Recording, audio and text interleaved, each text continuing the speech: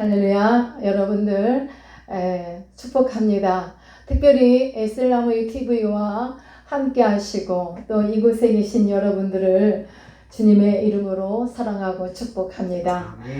오늘의 말씀은 진정으로 예수님을 따르는 자, 주님을 따르는 자라는 주제로 본문을 중심으로 함께 나가고자 합니다.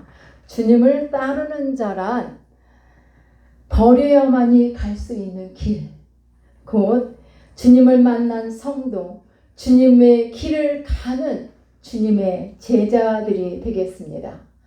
여러분, 똑같이 배우고 또 똑같이 이렇게 깨달았다고 해서 다 같을 수는 없습니다. 또 은혜 받았다고 해서, 사명을 받았다고 해서, 결심을 했다고 해서 다 같은 마음으로 나가지는 못합니다. 이와 같이 다 달라요. 본문으로 돌아가 보면 두 사람이 있습니다. 우리 주님이 말씀하시는 가운데 한 사람은 또 서기관, 한 사람은 또 예수님이 부르는 자인데 등장인물 두 사람을 보면서 이들을 대하시는 우리 예수님에 대해 한번 우리가 예수님의 반응에 대해 우리의 일반적인 상식을 뒤엎고 계신 그 모습을 보면서 또 믿음의 진리를 깨닫는 시간이 되시기를 축복합니다. 먼저 19절 말씀을 보면 그래요. 한 서기관이 나와 예수께 이르되 선생님이여 어디로 가시든지 저는 따르리이다. 어디로 가시든지 따르리이다. 서기관 한 사람이 예수님께 나와서 자기를 제자로 삼아달라는, 받아달라는 그런 말씀입니다. 이것은 단순한 일이 아닙니다. 왜냐하면 이 서기관은 율법을 연구하고 해석하고 가르치고 전통적인 유대인이에요. 그리고 지성인이고 또한 고위 관리이고 또한 유대 사이에 지도층에 있는 그런 유대교 사람입니다. 이런 사람이 지금 유대교를 버리고 예수님의 제자가 되겠다고 결심한 것을 주님께 지금 아뢰고 있는 장면입니다. 평범한 서민 한 사람을 전도하는 것보다 이와 같이 이런 사람을 전도하는 것은 얼마나 크고 유익할까. 제가 이 말씀을 전하다 보니까 서울에서 목회할 때 우리 전도사님이 나가서 예배 안내를 하는데 큰 고기가 왔대요. 큰 고기? 근데 제가 아무리 봐도 이분은 조심해야 할 거라는 그 마음이 자꾸 영적인 느낌으로 와요. 그런데 역시나 그런 분이더라고요. 큰 고기가 뭐예요? 여러분, 근데 그 사람하고 이 사람하고는 지금 틀려요. 이 서기관은 대단한 유대교 사람이라고 보면 되겠어요. 그런 사람이 이렇게 나와서 예수님의 제자가 된다면 얼마나 큰 영향력을, 유대교를 다 이렇게 변화시킬 만한 그런 영향력도 가지고 있는 사람이에요. 얼마나 좋겠어요. 이렇게 기독교를 개종한다면 참 좋은 일이고 반가운 일인데 주님의 반응이 한번 나가봅니다. 대단한 결심을 했어요. 왜냐하면 선생님 어디로 가시든지 어디든지 쫓아가겠대요. 가겠다는 거예요. 이런 고백을 합니다. 무슨 일이 있어도 주님과 함께 가겠다는 겁니다. 이쯤 되면은 예수님이 그래? 반갑다. 이렇게 칭찬해 줄 만하신데 근데 주님의 반응은 전혀 그렇지가 않습니다. 예수님이 이 본문의 맥락으로 보면은 그래요. 예수님께서 서기관의 뜻을 만류하고 그렇게 받아들이지 않으신 것을 볼 수가 있어요. 선생님을 따르겠다. 무슨 일이 있어도 주님을 따르겠다. 선생님 따라가겠습니다라고 무작정 따르겠다고 이렇게 대단한 결심을 한 모습으로 보입니다. 그래서 예수님은 그 여느 때 이렇게 제자들을 부를 때 나를 따르거라 이렇게 하시는 말씀이 없으셨어요. 20절을 함께 보면은요, 이 말씀을 아주 많이 생각하게 되는데 엉뚱한 말씀을 하세요. 지금 예수님께서 이르시되 여우도 굴이 있고 공중의 새도 거처가 있으되 인자는 머리 둘 곳이 없다 하시더라. 이 말씀을 하세요. 서기관한테는 굉장히 당황스러운 말인데 저는 사실 이 말씀이 제 안에서 떠나지 않았어요. 그것은 여러분 잘 아시는 분은 아시지만 제가 집이 없이 교회 안에서 상주하며 살았잖아요. 너무 오랜 세월 동안 이렇게 살다 보니까 그럴 때마다 좀 힘든 일이 있을 때마다 우리 주님은 집도 없으셨는데 쉴 곳도 편히 쉴 곳도 없으셨는데 하면서 나는 그보다 훨씬 낫잖아 이런 마음이 있었기 때문에 이 말씀이 제게는 항상 가까웠게 다가오는 그런 말씀이었어요. 그런데 지금 서기관한테 이 말씀을 전하시는 이유가 무슨 뜻으로 말씀하시겠습니까? 예수님께서 말씀하시는 이 의도는 서기관의 뜻을 거절하고 계시다는 그런 뜻을 우리에게 지금 보여주고 계십니다. 하찮은 여우도 거할 집도 있고 처수가 있고 밥을 해먹을 수 있는 공간도 있고 뭐가 있는데 나는 머리 둘 곳조차 없다. 사실 예수님은 집 한 켠 없으신 분이잖아요. 늘 이렇게 그냥 여기저기 다니시는 그런 분이셨습니다. 그러시면서 가난한 자와 병든 자와 함께 하시며 늘 그런 삶을 사셨던 분인데 여우와 새가 누리는 최소한의 안식처도 나에게는 없어. 정처 없이 다녀야만 하고 사람들이 나를 따른다고 해서 경제적으로 넉넉할 것이라고 아예 생각하지도 말라는 거예요. 예수님을 따르면은 굉장히 괜찮을 것 같다는 생각을 할 수도 있는 것을 우리 주님은 그 마음을 벌써 보고 계신다고 봐야 돼요. 이 말씀의 이면에는 내가 추방당할 때 너도 추방을 당해야 되고 내가 고난을 받을 때 너도 고난을 받아야 하고 내가 만약 십자가를 지게 되면 너도 십자가를 지고 같이 죽어야 해. 그런데 너 이거 할 수 있어? 라고 주님은 서기관의 마음을 깊이 꿰뚫어 보시면서 하시는 말씀. 그래서 서기관의 뜻을 거절하신 이유가 바로 여기에 있습니다. 그렇다면 왜 서기관의 결심을 받아주지 않으신 것일까요? 본문과 그 앞의 구절들의 말씀의 대목을 연결해 보면 능히 이렇게 우리가 짐작할 수가 있습니다. 서기관은 한동안 예수님의 길을 따라다니면서 예수님께서 하시는 그 일들이 대단하게 일어나는 그 현장을 직접 목도하고 같이 있었단 말입니다. 베드로의 집에 열병으로 혼수 상태에 있는 베드로의 장모를 고쳐주셨죠. 그리고 또 많은 환자들을 직접 손으로 안수하시고 그들의 병을 다 고쳐주셨어요.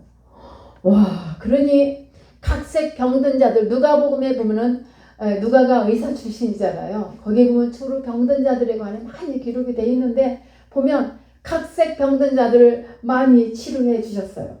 그러다 보니까 이 많은 무리들이 이렇게 저물어 올 때 예수님께 막 몰려오는 거예요. 으쌰으쌰 얼마나 대단하겠어요.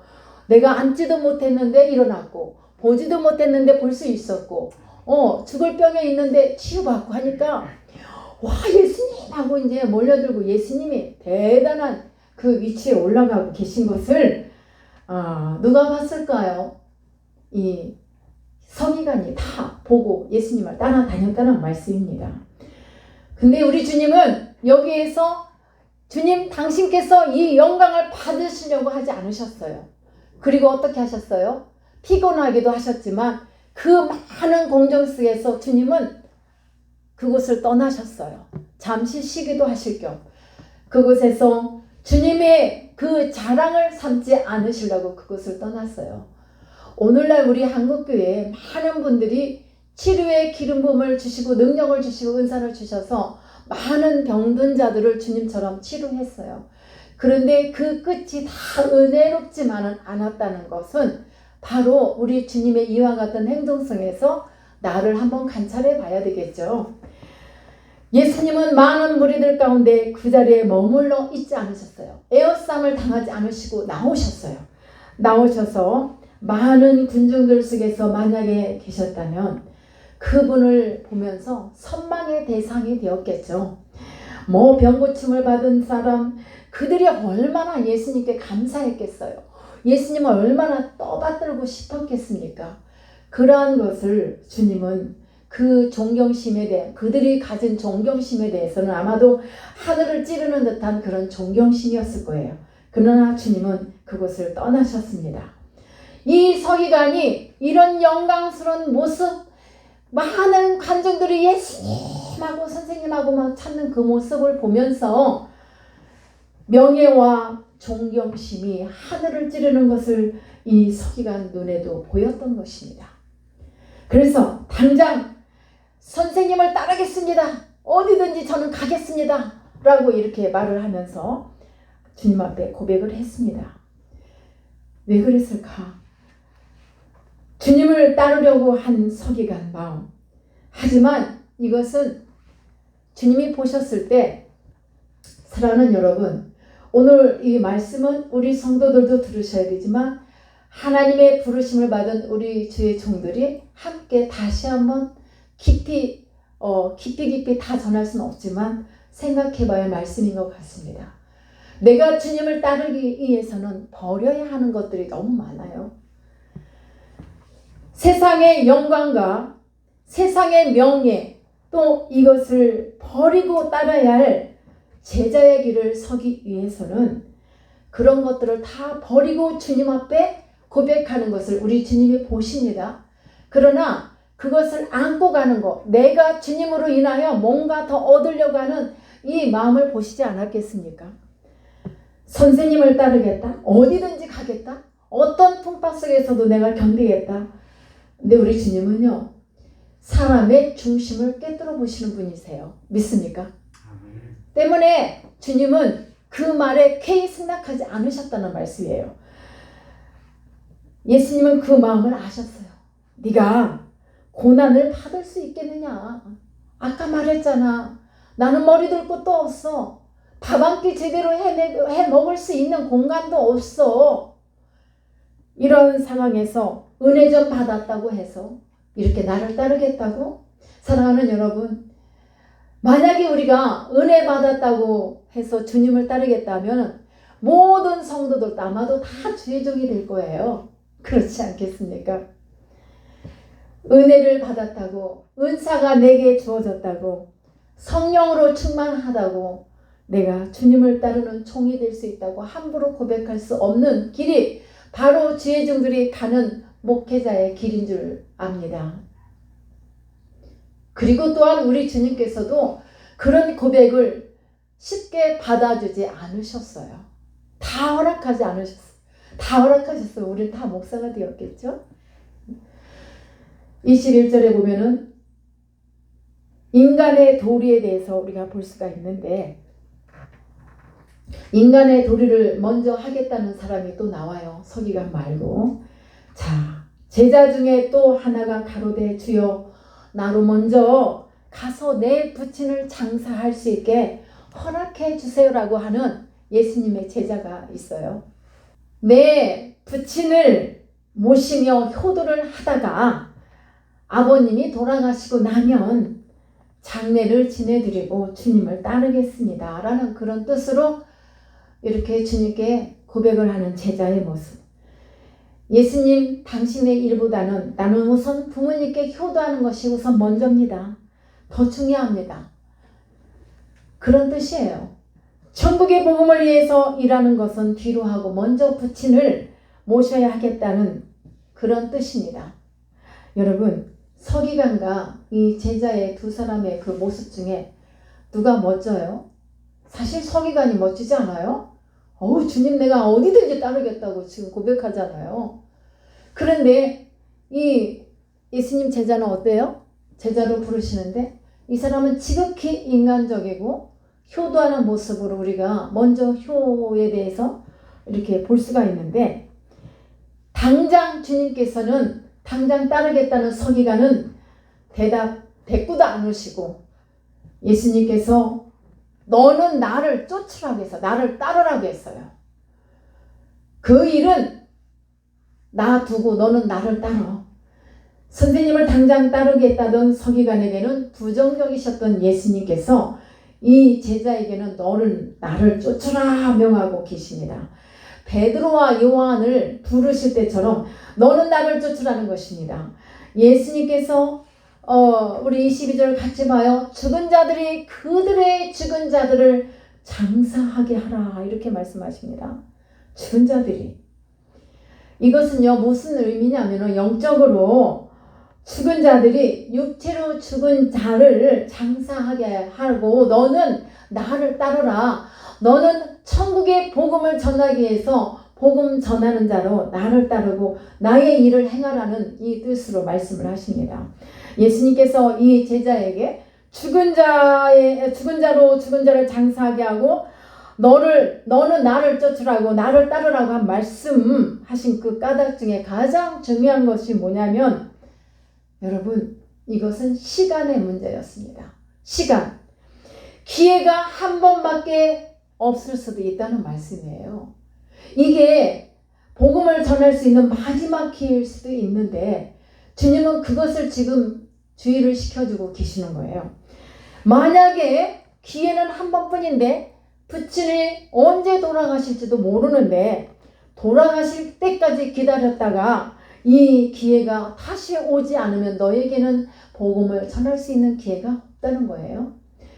부친이 언제 돌아가실지 모르는데 예수님의 공생의 기간은 3년밖에 안 되는데 여러분 예수님을 따른다는 것은 결코 쉬운 일이 아닙니다. 값비싼 대가를 치를 수도 있습니다. 복음을 전하는 일꾼이 된다는 것은 하나님 나라의 생명을 위해서 일한다는 것은 분명히 그 대가를 지불하고 가는 길이기도 합니다. 영적인 것을 위하여 세상적인 것에 손해를 볼 수밖에 없는 일들이 많이 있습니다. 우리의 모습을 한번 보십시다. 예배하는 이 시간에도 아직 버리지 못한 채로 이 자리에 있습니까? 또 그럴 수 있는 경우도 있겠죠. 우리는 내 의지와 내 욕심과 미움으로부터 나를 깨끗하게 해야 합니다.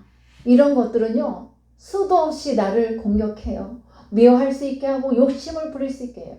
그런데 하나님의 길, 주의 제자로서 가는 길은요 욕심을 비워야 돼요. 욕심이 비워지지 않고 그리고 어떻게 해야 합니까?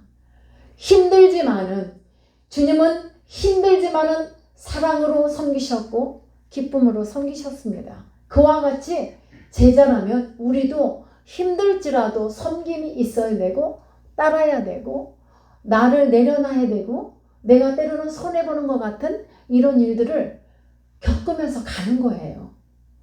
그걸 계산적으로 따져보면 우리는 갈 수가 없습니다.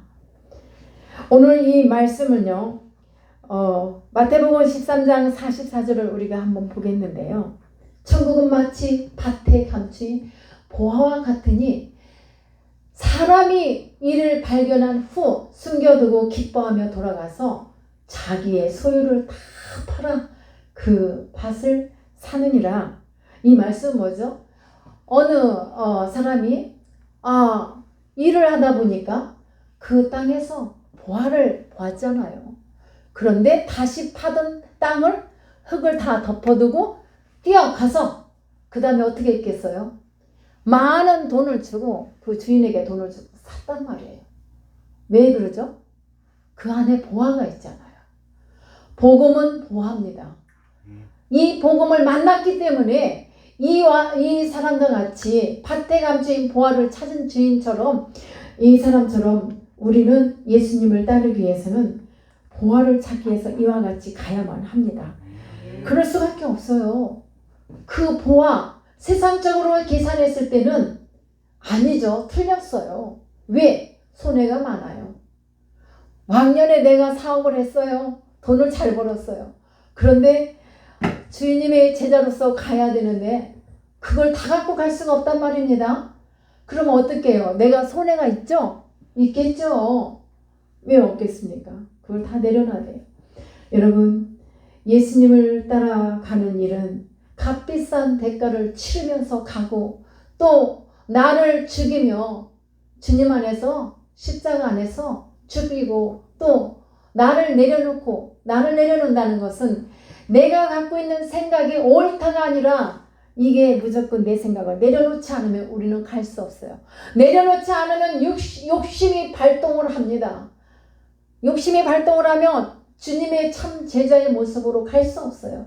어쩌면 서기관이 나도 한 자리 더 영광을 누릴 수 있겠지라는 생각과 같을 수도 있다 이 말입니다. 그래서 우리는 예수님을 따르기 위해서 늘 이와 같은 일을 겪으면서 가야 되는데 예수님께서 이 제자에게 죽은 자로 죽은 자를 장사하게 하고 너는 나를 쫓으라고 말씀하신 까닭 중에 가장 중요한 것은 시간이라 했죠. 기회. 여러분 우리가 살아가면서 기회가 항상 있는 거 아니더란 말이에요. 그죠? 기회가 많으면 좋겠는데 기회는 항상 오지 않아요. 때문에 언제 돌아가실지도 모르는 그 아버지한테 매여 있지 말고 그것은 주님의 편에서는 생각할 때 세상이라고 봅니다. 그 세상을 내려놓고 보지 말고 복음으로 천국으로 복음으로 들어와라. 복음을 전하는 일꾼이 되기 위해서는 우리가 분명히 그 대가를 지불해야 합니다. 영적인 것을 위하여서 버릴 수밖에 없어요. 버리지 않으면은 세상도 그대로 남아 있어요. 영적인 것이 내 안에서 자꾸 쌓아가야 되는데 그것들을 쌓아 올릴 수가 없습니다. 사랑하는 여러분, 우리는 언제나 이렇게 그 밭에 깊이 파다 보니 보화들이 가득 있는 것을 보고 아 이거는 값진 것이 하고서 팠던 그 사람처럼 우리가 주님을 통하여 복음을 만났습니다. 복음 안에는 주님이 계시고 복음 안에는 하나님이 계십니다. 이 복음을 전하기 위해서 나의 것으로 삼고 내가 주님의 제자로서의 그 도를 지키기 위하여 가기 위해서는 우리는 그 밭을 사는 자와 같이 사야 됩니다. 이건 희생의 뜻입니다. 희생이 필요해요. 그 감춰진 보화를 그대로 두고 있다면 그거는 보화로 비춰줄 수가 없습니다. 그래서 그게 너무나 값지기 때문에 소유를 다 팔아서 통째로 이렇게 사버렸다는 것입니다. 이 비유는요, 하나님의 나라는 너무나 귀하기 때문에 다른 모든 소유보다도 더 중요하다는 내용입니다. 아멘. 보화를 얻기 위해서 다른 소유를 모두 희생했다. 바로 이것입니다. 보화를 얻기 위해서 희생해야 할 것이 있습니다. 그 희생은 먼저 포기해야 합니다. 버려야 합니다. 손해를 보아야만 합니다. 누가복음 우리 14장 20절을 보겠습니다. 물은 내게 오는 자가 자기 부모와 처자와 형제와 자매와 더욱이 자기 목숨까지 미워하지 아니하면 능히 내 제자가 되지 못하고. 이 말씀 오해하시면 안 돼요. 부모, 처자, 다 형제 다 버리라는 거 미워하라는 것도 아니에요. 먼저가 있어요. 먼저 하나님을 사랑하라. 주 너의 하나님을 사랑하고 그 사랑 안에서 퍼져가야 돼요. 이어가야 돼요. 이 말씀 잘못 믿지 않는 사람들은 뭐야 예수님이 이렇게 무식하고 상식이 없는 분이야 라고 오해할 수 있는데 아닙니다. 주님은 가정의 달 오늘 마지막 주일인데 가정 안에서 서로 사랑하며 서로 섬기며 섬기는 것을 혼자만 하면 안 돼요. 서로가 섬겨야 돼요. 그래야 아름다운 빛을 발하고 그 빛이 아름다운 사랑으로 커지는 거죠. 그렇기 때문에 그렇게 가야 되는데 또 마태복음 우리 16장 24절을 한번 더 봅니다. 이 예수께서 제자들에게 이르시되 누구든지 나를 따라오려거든 어떻게 합니까?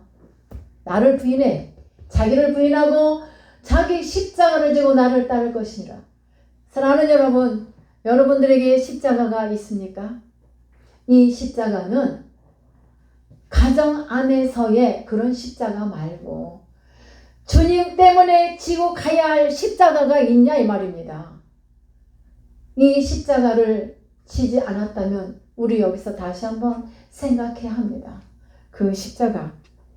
예수님을 따르겠다고 결심하는 자는 자기를 버려야 하고 자기 십자가를 지고 쫓아야만 한다는 것인데, 십자가를 진다는 것은요, 형장으로 끌려가고 있음을 말해야 돼요. 그러니까 고난의 길이죠. 어찌 보면은 고난의 길, 십자가의 그 형장으로 따라가는 길이 얼마나 고통스러운 길입니까? 곧 죽으러 가고 있는 것입니다. 십자가요. 직접 자신이 십자가를 지고 그 십자가에서 매달려 죽는 거예요. 그와 같은 고통을 감내하고 주님을 따를 수 있는 결심이 다시 한번 우리에게 필요한 줄 믿습니다. 사랑하는 여러분, 서기관처럼 영광스러운 것만 바라보고 따르려면 우리는 주님의 제자가 될 수 없습니다. 근데 사실 그런 분들도 많이 있더라고요. 내가 어느 순간에 주님을 말씀을 통해 만났습니다. 그래서 내가 주의 종이 되겠다고 자신이 작정하고 안수를 받고 막상 목회를 하려고 보니까 못해. 그냥 두려워서 못해. 그 순간은 어떤 용기로 했는지 모르지만 이런 경우 많이 있습니다. 사랑하는 여러분, 그러나 우리가 내게 있는 그 또한 십자가라면 지고 가야 되지 않겠어요? 주님의 제자라면 버릴 때에 지금이라도 늦지 않았으니까 버려야 할 것이 있다면 버리고 갈 수 있습니다. 부친에 대한 미련은 버려야 됩니다. 부모를 공경하라고 우리 하나님은 철저하게 말씀하신 분입니다. 그러나 복음을 전하는 제자의 도리로서 버려야 한다면 당장에 버려야 돼요. 그 다음 누가 책임져 주십니까? 주님이 책임져 주십니다. 세상의 일을 포기하고 나를 따르지 않으면 주님의 참된 그 제자의 길을 갈 수 없기 때문에 주님은 처음부터 이렇게 강력하게 말씀을 하신 겁니다. 그렇지 않으면 서기관의 영향력이 얼마나 많을 텐데 왜 주님이 대답을 그렇게 안 하시고 거절하셨겠습니까? 하늘의 영광스러운 일을 위하여 세상의 것을 희생하면서 우리는 묵묵히 가야 합니다. 주의 일을 하다 보면은 여러 가지 아픔도 있고 화가 날 일도 있지만 화를 내서도 안 됩니다. 온유와 겸손함으로 양들을 돌봐야 하기 때문에 또 그리하라고 말씀하셨기 때문에 그렇습니다. 희생이 없이는 섬길 수가 없습니다. 나를 드리고 시간을 드리고 나의 몸을 드리고 이와 같이 우리는 무엇을 버려야 할까요를 한번 다시 생각하면서 예배를 얻기 위해서도 우리는 버려야 할 것들을 다 버려야 돼요. 우리가 이 자리에 나와 있기까지 왜 걱정스러운 이런 일들이 없겠습니까? 그러한 것들도 하지만 오늘 말씀을 보면 내려놓고 버리고 오직 주님께만 중심을 드려야 된다 이 말씀입니다. 영적인 은혜를 위하여 우리는 이와 같이 버릴 것을 버리고 주님을 진정으로 따르는 자가 되기를 축복합니다. 여러 가지 많은 하나님의 말씀, 주님을 따르기 위해서 내려야 할 것들도 수없이 많이 있습니다. 그러나 내가 오늘 이 말씀 속에서 나에게 아직 버리지 못한 것이 뭘까? 내가 버려야 된다면 나는 이걸 오늘 과감하게 버리겠어. 내가 성도로서 하나님의 자녀로서 하나님의 종으로서 같이 버릴 거 버리고 하나님이 주시는 은혜와 평강과 복을 수많은 은사들을 또 받아서 하나님께 영광을 올려드리며 또 많은 축복을 누리시기를 축복합니다. 이것이 다가 아니잖아요. 지금 우리 앞에 보이는 고난의 환경, 어둠의 환경이 전부가 아니잖아요.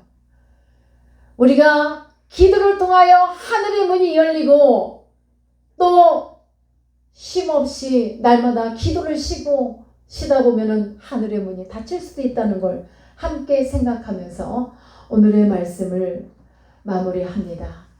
사랑하는 여러분, 우리가 주님의 참된 제자로서 오늘 내게 아직 내 안이 깨끗해지지 못한 것들, 버리지 못함으로 들어온 것들, 이런 것들을 버리고 우리 다시 한번 함께 새 출발하는 마음으로 가보시기를 축복합니다. 기도합니다.